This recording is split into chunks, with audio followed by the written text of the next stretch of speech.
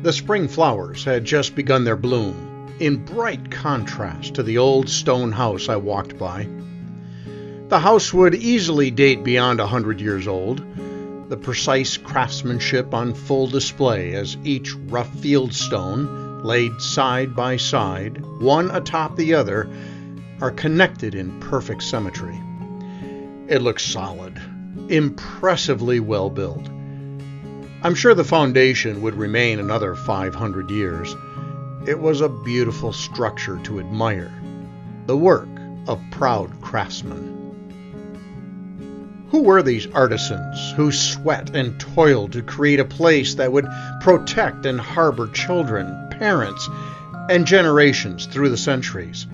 Do I know the name of the person who conceived and drew the plans for this home?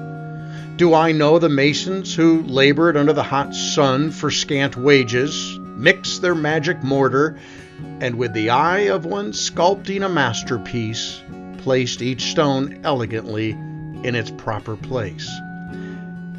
The answer is no. I don't know the people who had their hands in the creation of this home, but I see the effects of their attention to detail. I envision the calloused hands adjusting the position of the rocks, standing back at the end of the day, hands on hips, sweat across their brow, their nods in agreement. Today was a good day. We created something good, something to withstand the test of time, seasons, and storms. Let's go home to dinner. 100 years later, I too stand amazed at what was accomplished. Do I need a legacy? Should I care what I do today toward a view of what may be thought of me after I die? Am I building something that will stand after my bones have been reduced to dust, scattered across the Wisconsin countryside? I am not an architect or builder of physical structures. Beyond the faded picture or nostalgic knick-knack, physical clues or telltale signs that I ever existed will not be found. I teach. I write the occasional letter. In a digital world where everything is at once immortalized forever and at the same time lost with the press of delete, what effects will my teaching have in the years to follow my ongoing and inevitable demise? Should I care? Does it matter what people think of us after we have died, passed on, crossed over? Will our memory conjure heroic images to some and despicable demons to others? Or is that just me? I wonder if what I write matters as it's released into the vast, deep universe, along with countless diaries, journals, and billions of words carved on cave walls, scrawled with goose feather pens or pecked out on typewriters, apples, or PCs of those who went before. Will our labors, works of art, music, and words live on, untethered by expectations of the living? What's my real job during this short duration of breaths on earth? Is it to slog through a daily grind, hoping for a measure of immortality? Should I have a clear vision of the future, create my own legacy, use my efforts to shape what I desire to be the memories of my life? My cousin is a strong Christian fundamentalist. During a recent visit, she mentioned she would not be attending her daughter's wedding because her daughter and partner were gay. I thought for a moment and asked her, would you go to the wedding if her partner's name was Mike, implying a heterosexual relationship? Yes, I would, she proclaimed, with all the conviction born of an unapologetic, literal, and very strict biblical upbringing, combined with her current and supportive job as church secretary. She went on, God does not approve of the gay lifestyle. He loves the sinner, but not the sin. The Bible says gays will not inherit heaven.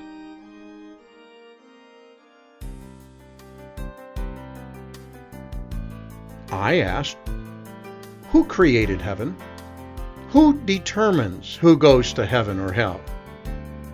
Why, God, of course, came her predictable reply.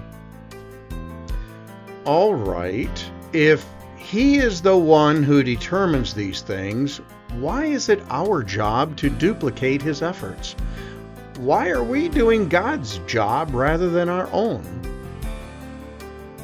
She paused, perplexed by this bend from her orthodox logic, an unexpected, alternate, and somewhat confusing thought proposed from her previously also well indoctrinated cousin.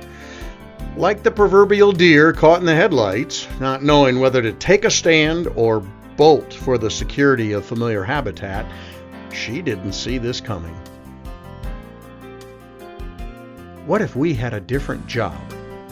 I pressed forward, sensing a moment of doubt in her eyes. What if our job was to love our kids unconditionally?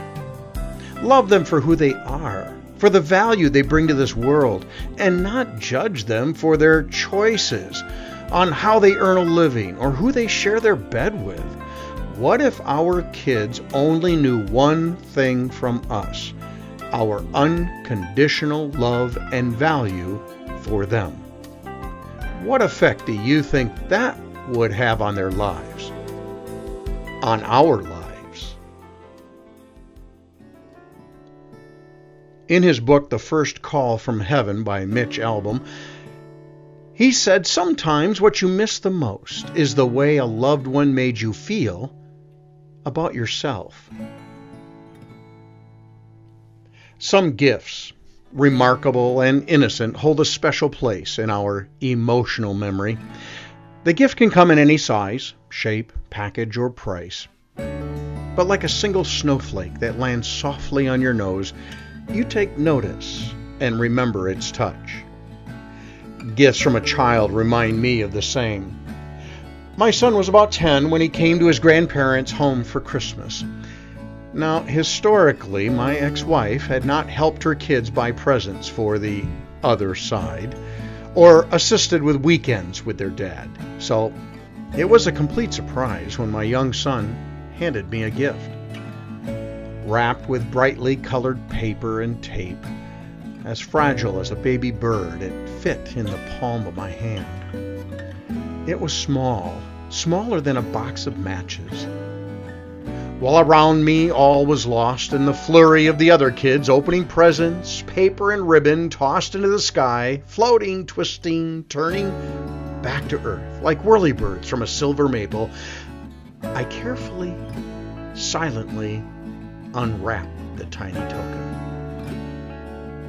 It was used, with worn edges and shiny rubbed spots, and it weighed no more than a whisper. Yet it was more valuable than a diamond-encrusted Swiss timepiece. It was a golf counter for marking your strokes, 2 little silver pegs to flick back and forth with each swing of the club, a mechanical measurement of your expertise at such an infuriating game. The gift is so valuable that it sits to this day on my windowsill in front of my desk, holding deep and abiding meaning, because it was not a generic gift, a generic card or monotonous tie. He gave all his 10 years of thought to a gift that would connect to something I, albeit poorly and with more than occasional embarrassment, participated in. A stroke counter would not produce results in my favor, but there it sits. His first gift to me that is meant specifically for his dad. At the time, I didn't know where he found it, if he had to pay for it, or somehow discovered it in someone's old dresser drawer. Its history was a mystery, but he wrapped it and gave it to me. And because he thought about it, choosing the specific item himself, it will forever be one of the most valued gifts ever received.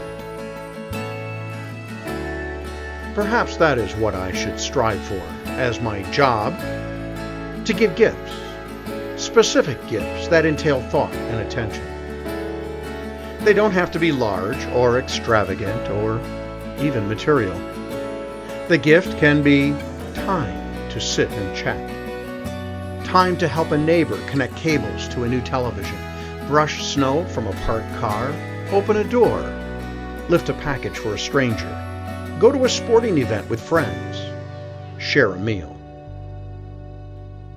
Whatever the gift, the effects of the unexpected giving may be what is remembered, lasting years after the facts of a story have been absorbed into history. The effects of our purposeful actions may be like a radio signal directed into space. We don't know who will hear their vibrations millennia into the future, and yet they will echo and echo and echo. I do not want to be remembered. I do not need a legacy of stone, statue of honor, grave marker, or memorial plaque. I think I want to be missed. And that can only occur when I have given a gift, a direct and personal gift, the gift of unconditional love, beginning with my friends and family.